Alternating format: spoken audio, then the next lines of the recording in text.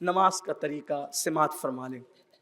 نماز عید الفطر کی نیت اس طرح کی جائے گی، نیت کی میں نے 2 رکعت نماز عید الفطر واسطے اللہ کے 6 زائد تکبیروں کے ساتھ، پیچھے اس امام کے منہ میرا کعبہ شریف کی طرف، اس طرح سے آپ نیت کریں گے۔ اور اگر اتنے لمبے چوڑے الفاظ آپ نہیں کہہ سکتے تو اصل نیت دل کے ارادے کا نام ہے۔ آپ صرف دل میں اتنی نیت کر لیں کہ میں امام کے پیچھے اللہ کے لیے عید الفطر کی نماز پڑھ رہا ہوں، بس اتنی نیت کریں۔ اصل نیت دل کے ارادے کا نام، بس اتنی نیت کر لیں دل ہی کے اندر۔ اور پھر اس کے بعد تکبیر تحریمہ ہوگی، یعنی پہلی تکبیر ہوگی، اور پہلی تکبیر ہونے کے بعد ثنا پڑھی جائے گی۔ امام بھی ثنا پڑھے گا، آپ بھی ثنا پڑھیں گے، اور ثنا پڑھنے کے بعد قرأت سے پہلے ہمارے معمول سے ہٹ کر 3 تکبیریں ہوگی۔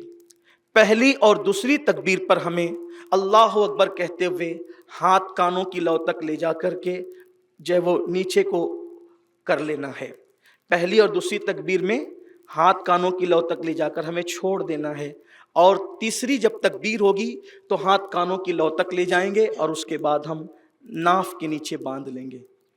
پھر امام قرأت کرے گا، قرأت ہوگی، اور قرأت کے بعد پھر رکوع سجود جیسے ہم معمول کے مطابق کرتے ہیں ویسی ہوگی۔ پھر اس کے بعد دوسری رکعت میں جو ہے وہ سورہ فاتحہ اور اس کے بعد قرأت ہوگی، اور رکوع میں جانے سے پہلے معمول سے ہٹ کر پھر 3 تکبیریں زائد ہوگی۔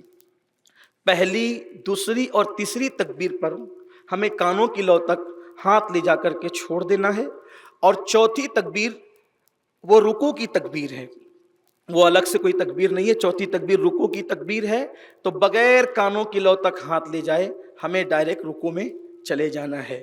یعنی کہ آسان لب و لہجے میں یہ ہے کہ دونوں رکعت میں 3 تکبیریں زائد ہوتی ہے۔ پہلی رکعت میں قرأت سے پہلے تکبیر ہے، دوسری رکعت میں قرأت کے بعد تکبیر ہے۔